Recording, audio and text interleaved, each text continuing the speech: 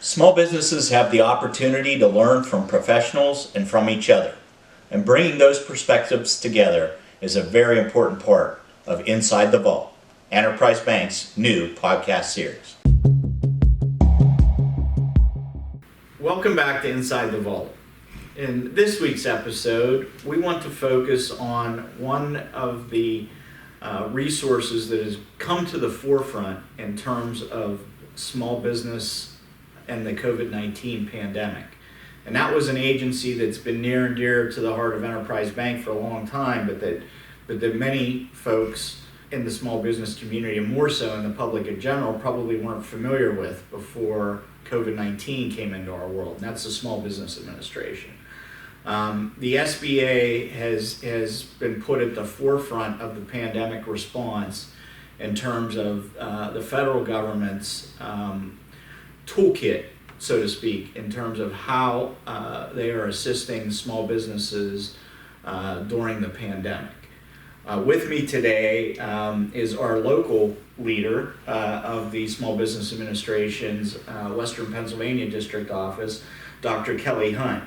And Kelly and I are going to talk about, this whirlwind that she's been and her staff have been through over the last 12 months in terms of new programs in an agency that historically only acted when called upon by lenders and is now kind of taking the lead on bringing resources to small business. Kelly, welcome. Thank you, Dave. I appreciate it. Let's just talk about what I just said. I mean, let's go back 12 or 13 months. The SBA's flagship programs, the 7A program and the government contracting program that have been around since 1953 were not just enhanced themselves, but added a whole new arsenal of tools and programs to the SBA over the last year. So give us kind of just a generic understanding of your environment. So I remember listening to the president that day speaking on the television, and he started talking about these rollout of these programs that we were going to do to help America to recover from the pandemic and to make it through the pandemic. And he mentioned some loans for businesses, and I thought, oh, this is great, this is fantastic. And then he said the U.S. Small Business Administration, and I thought, wow, how are we going to do that? Because typically we don't do loans. We guarantee funds and things, so it was a lot different. And we've had administrators in the past that have always mentioned, and they said that the SBA was America's best kept secret. And when COVID hit, we were a secret no more. I remember seeing, in place that normally the Secretary of State or the Vice President would be standing next to the President. Right. It was the SBA administrator. It was. And, most people don't realize, but we had an administrator throughout most of President Trump's time in office.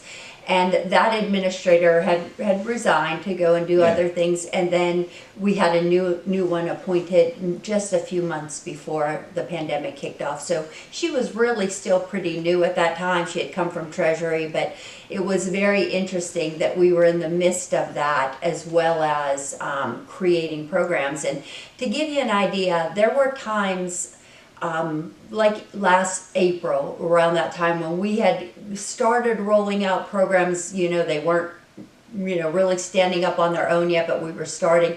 And there were days when in a 14-day period, the SBA did as many loans in 14 days as we had done in 14 years. So you can imagine, and most of your audience probably doesn't know that you do have a background with the Small Business Administration. And you know what that's like. We are a small organization. I mean, here in Pittsburgh, I have 9 people that run our district with 27 counties. So we're a very small organization, and to be able to do that required a lot of manpower. We did hire a lot of temporary employees. Most of those went to headquarters to process loans and to the Office of Disaster Assistance.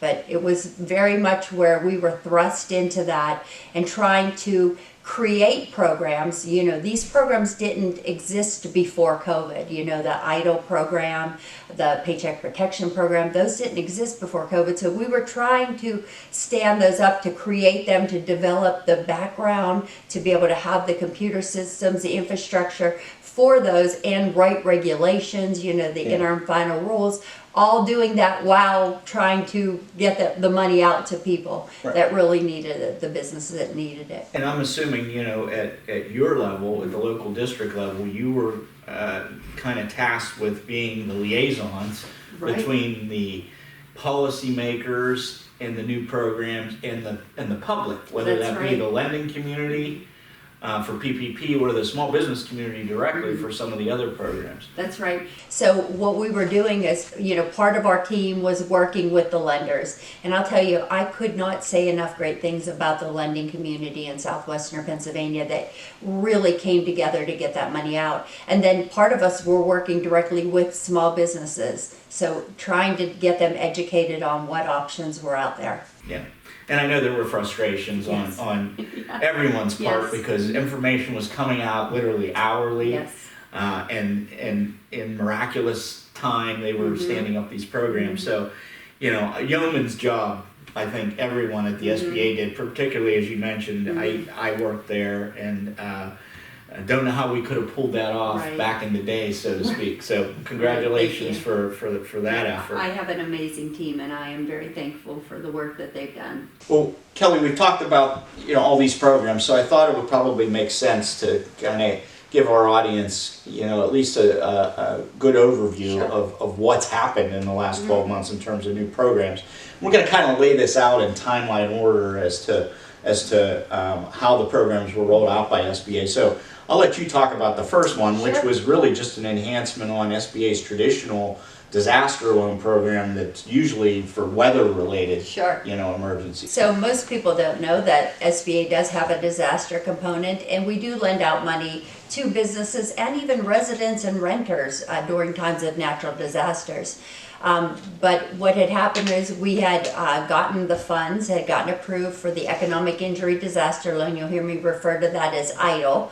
So that EIDL loan was the first thing that we rolled out. And that did roll out through our disaster assistance office. And I would say that started back, we started talking about it in March, but in April we were actually getting applications in and doing the EIDLs. The EIDL initially had two parts to it. An EIDL Advance, which was for lack of a better word, I'll say a grant. It was up to $10,000, $1,000 per employee, and you got that right off the bat. There was not a lot of restrictions on those funds. And then EIDL, for the main part of the EIDL, is actually a loan. So that was you had to pay it back. There's direct no forgiveness. SBA, right? It was a direct loan from the SBA to a business. Either 2.75 or 3.75%. The really great selling point on that loan was that it had a 30-year note. So you're looking at paying that back over a long period of time, a very low payment, businesses that needed the money. And, as you'll cover in the PPP, when we talk about the Paycheck Protection Program, those funds were very limited on how you could use them. EIDL was not. It was a loan, so you could use it to pay your bills and to, if you had to use it for payroll or pay car payment, whatever your business expenses were, you could use that loan. So that one came about. We have some new changes to EIDL that are very recent, and that is the targeted EIDL Advance, and that came about in the latest legislation that was passed. And those are going to be loans that are going to be up to that $10,000 for the businesses that are in low-income areas. So it's very specific. You have to check a map on the SBA website. But to give you an idea of how big EIDL has been, we've had about 90,000 EIDL advances approved. So that had been a big program. That program ran out of money in August. And then the loans, we've had close to 4 million loans for over $205 billion. So it's been a huge program. A lot of money went out. And it's very fortunate SBA at least had a disaster platform to get that money out quickly while legislation was coming out on new things. So what I recall was the next piece was, all right, how do we give payment relief to existing borrowers? And SBA borrowers are typically on that you know, they have some weakness in their financial profile, Right. which is why they needed They an need SBA loan to begin with.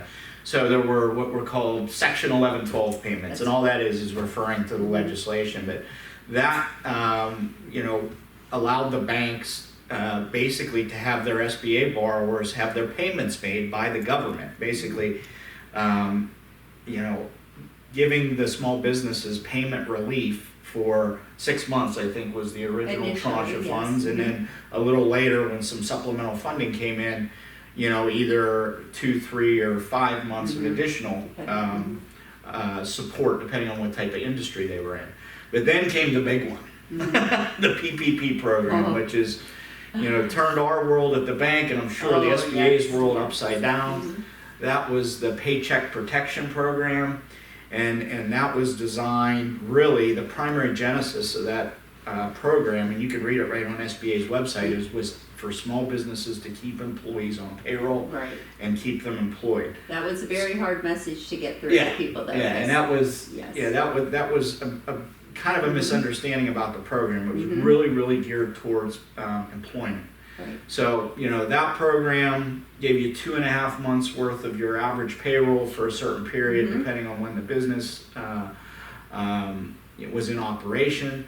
That was administered through the existing lending network. Yes. Enterprise here, we were fortunate enough to be established SBA lenders. That transition wasn't as difficult as it was for some banks that had never done an SBA loan before. So we had round 1 of PPP. Those funds ran out, and then with the latest legislation, they funded a what was called a second draw PPP program. That was a little more restrictive because in that case you actually had to demonstrate some loss of revenue from, you know, respective quarters. We're kind of through that process now, and then the second half of both of the PPP loans was forgiveness. Yes. Which was almost like a 2-step process. You get your PPP loan and you apply for forgiveness. Yes. So we're coming out of that, and now we've got at least 2 new programs, but let's talk about the shuttered venue program. Right. So we do have the Shuttered Venue Operators Grant. Okay. And this is unlike any of the other programs because it is a federal grant. It's not competitive, but it is a grant. So there is information online on that. That is for venues that have been shuttered because of COVID. And so this is some relief to them, some financial relief to them.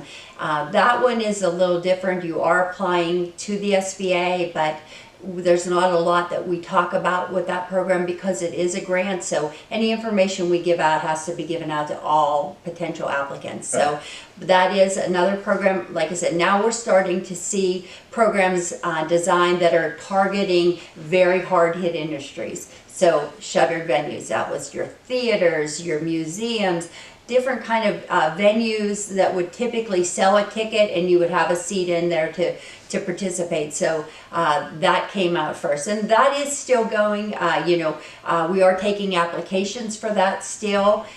They are reviewing them. They are not being funded yet at this time. That they're still in that review process, but that is still open. Well, Kelly, I really wanted to reserve some time today to talk about, let's call it the latest and greatest.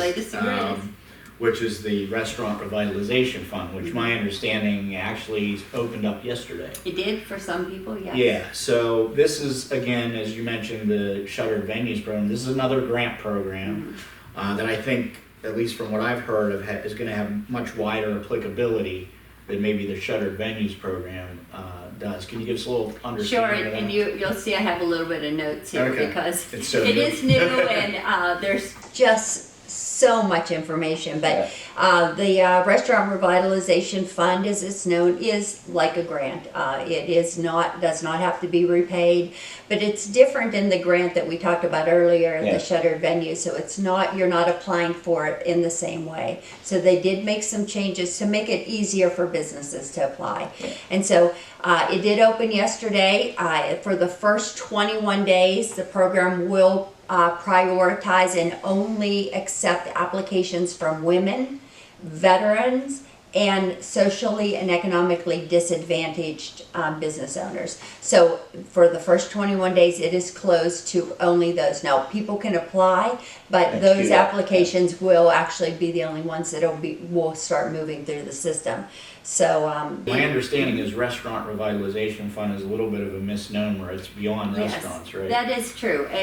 when I first heard about it, I thought that we were targeting, and we all know that restaurants have Yeah. been hit hard. Right. They've been closed down a lot. The indoor seating was either closed, and then it was, had such restraints put on them of how many people they can have in there, and they were really struggling. And so we really thought, this is going to target them, and it does. They are included. But it does, if you look at the list, there are so many other businesses that apply, bakeries, food trucks, bars, different places like that, delis, coffee shops. There's a lot of different businesses, wineries that. Yeah, the way I read it in the program guide, it seems like anything that had an indoor dining component Yes. to it, Of food or drink. or food or drink. So it does, and so even businesses that maybe sell wholesale, as long as 33% was sold to the public, then you can still apply. So you can see that it did open up to a lot of different kinds of establishments. Okay. And my understanding is it's got some of the fundamental aspects of like PPP, where you're looking at loss of revenues, Yes. right? Yes. So there, again, this is, kind of a complex one. There are 4 different ways to calculate now. We started with 3, a 4th was added very recently.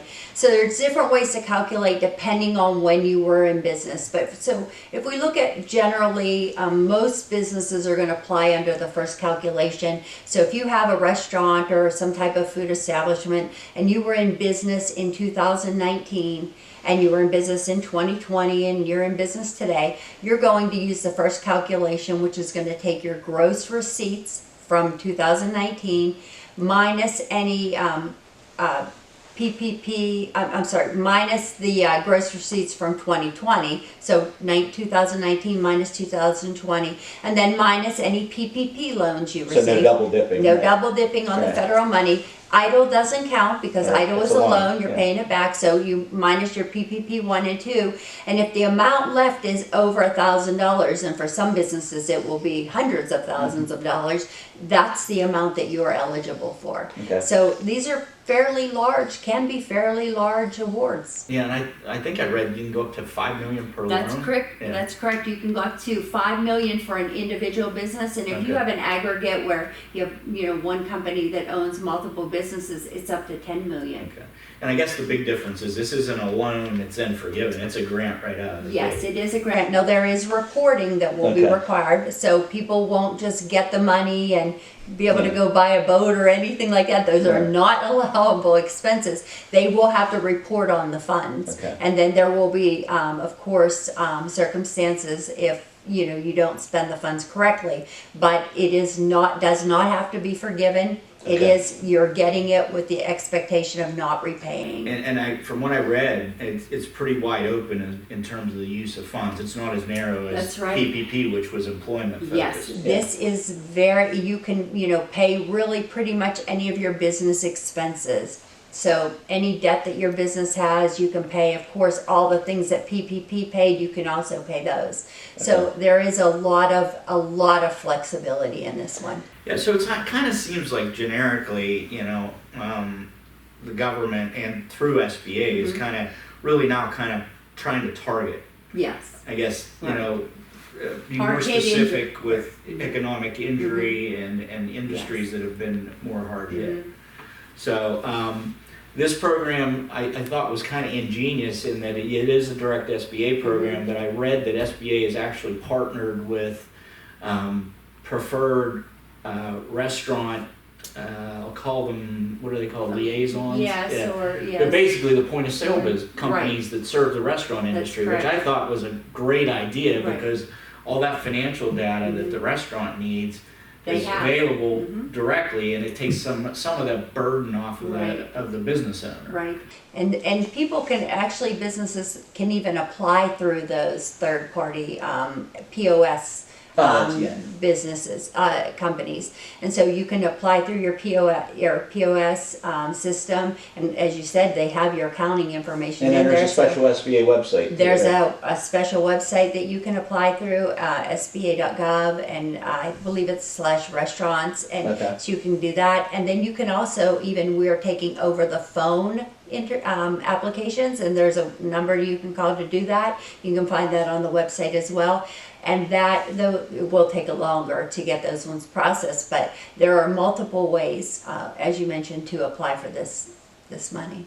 As we're talking about RRF, Kelly, one of the interesting things I saw that was a little bit different than PPP's second draw in terms of evidencing, adverse effects, economic injury, was under second draw PPP.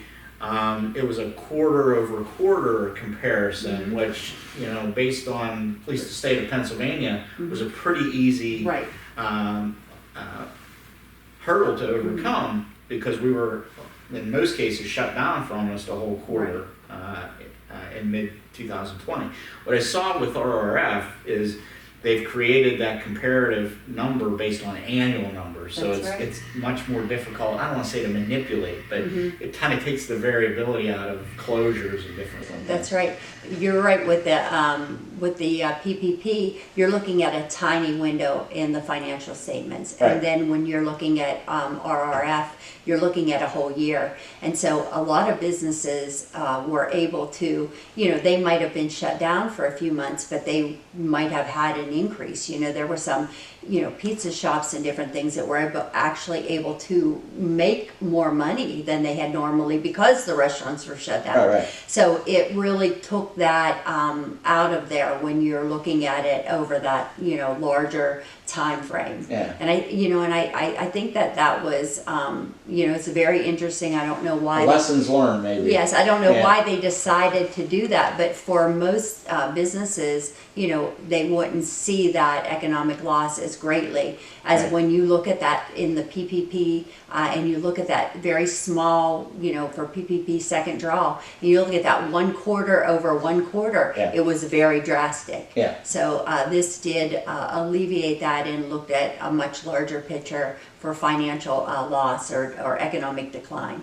Well, with all the good that SBA has done over the last year, and all of the benefits that those programs have provided to struggling businesses, there's always a few bad apples. So, one of the big criticisms of the programs, and quickly as they were rolled out by Congress, has been fraud. Without naming names, even in a small institution like Enterprise, we've had instances of fraud under some of the SBA programs, and I know that's something that is going to be hindsight's always 20/20 in these types of things, but I know that's another major focus of SBA. What are you seeing, if anything, in terms of potential abuses of the program? Well, you are right, and I think it was Winston Churchill once said that don't ever let a crisis go to waste. And there were a lot of very entrepreneurial people out there who found ways to manipulate what the government was doing to help small businesses, and so we have seen a lot of identity theft, and identity theft is one of those things that is happening so frequently now anyway, and with loan programs being rolled out like this, it just gave another opportunity for that. And so we are dealing with that, and we are very aggressively dealing with that.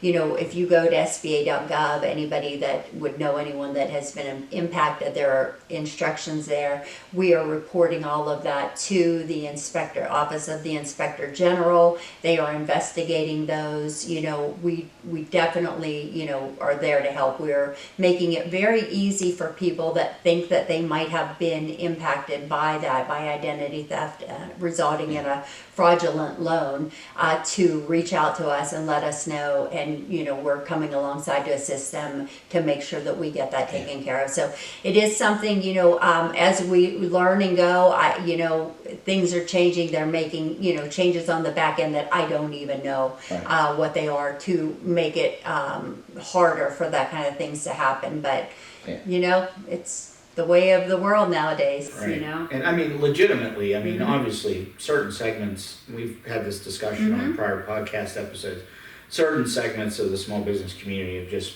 been devastated. Yes, absolutely. And others, though, have persevered, and some have actually improved. Hey, And it all that is- depends on the dynamics that's right. of the particular industry. But, at the end of the day, whether it's outright fraud, still with pretty much all of these programs, the applicants are certifying and attesting to the fact that they've had, adverse effects Yes. on their business. To the federal government. Yeah, I mean, that is not a smart thing to do. right. And so there are, we get a bulletin every morning that tells us some things that have been in the paper. And every morning there's across the United States somebody that has gone to trial or, that has been caught.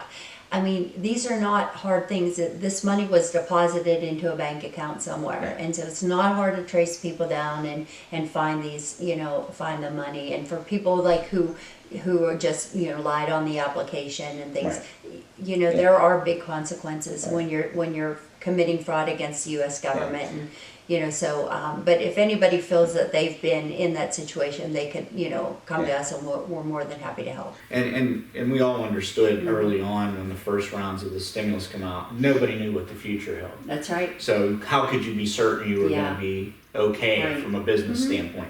But as we get further and further into this, and now I think, small business owners need to kind of really reflect Yes. before they, Yes. particularly in a grant program. Yes. Because, this will be looked at for Right. what I think the look back period is like 5 years Right, on on some of this federal stuff. money, So just a warning, to those who are still maybe contemplating, if you're adversely affected, that's what these Right. programs It's are there to for. help you. It's there to help you. Just, again, don't abuse the But program. you do need to certify Right. those things on the application, and so we want people to make sure that they understand the severity of that and the importance of it. Well, now that we've covered all the, at least right now, the latest and greatest programs, we'll see what the future brings. I can't let you leave without getting a little sense and feedback from you on what you're hearing from small businesses in the market in terms of, what their struggles are. I mean, we've talked about it, many times recently in other episodes. Labor is a huge issue right It now. is. What are you hearing at the SBA? So, that's what I do all day long is I talk to people. Yeah. Small businesses call me, they're, most of the time with issues that are of concern to them. And really right now, the nation is recovering, the businesses are open. And the problem for most small businesses today is having enough staff. And we're talking about the Restaurant Revitalization Fund. That industry is being extremely hard hit by that. It's very hard for a restaurant or a business that, usually would hire entry-level employees to compete with unemployment and the extra unemployment dollars that are going out. And so what's happening is a lot of people are choosing not to enter back into the workforce, whether it is because of the money incentive or they're afraid with COVID. But the businesses now that are ready to say, hey, we're open and we're ready to go, we want to get that, they're now not finding the workers. And I was driving around over the weekend, and everywhere I went, every business I went to had a sign up that said now hiring all positions. And so it's a struggle. And I had posted something on social media recently about that and saying that, this is going to be the next pandemic for our small businesses, is going to be the fact that they can't hire employees. And we've got to get our nation back to work. And we have to do that to save small businesses. We've done all of the incentives, all of these programs to give them the revenue they've lost. And now we've got to get them the workers they need. And we had a discussion in the most recent episode about just the cost of inventory and materials. And what I think the public doesn't really understand is this labor shortage does not just hurt the business that needs the employee Right. to serve the public. It's a, It's their supply it's a chain. supply chain issue. If That they is can't correct. get employees at the supply level, the only option is the suppliers have to increase the prices. Right, that is exactly true, and people think it's just that front line, and it's Right. not. And we are being affected by this, in the supply chain, by the shortage of workers, Yeah. as well as by the pandemic itself. So in industries where things that would have been fabricated or mined or, developed months ago, we are now being faced with the fact that they weren't. And now we need them, and that's why we're seeing these increased prices in construction materials and, the inability to buy a new car because it doesn't have a chip, and so those kinds of things are all coming into play now. And it's snowballing. It is snowballing. So I wish we had the answers. If we did, Yes, we probably wouldn't be sitting We here. wouldn't be. But I'm interested. It's interesting to hear you say that. That could be the second wave pandemic that doesn't Right. have to do with the Right. virus, Right. but labor. Labor. So I very much appreciate Sure. you taking the time today to talk to us. As always, SBA's been a great friend to Enterprise Bank, and I think the public has become aware in the last 12 months of how important the little agency that could That's right. Yes. is, and hopefully that'll, SBA will maintain its status here going forward as, Yeah. as kind of a key resource for small business. We hope so. We hope so. Thank you. Thank you. Thank you very much for listening, and please be sure to subscribe to the podcast on all your popular social media and podcast platforms. And if you have any questions or any suggestions for future episode topics, please email us at insidethevault@enterprisebankpgh.com. Thank you.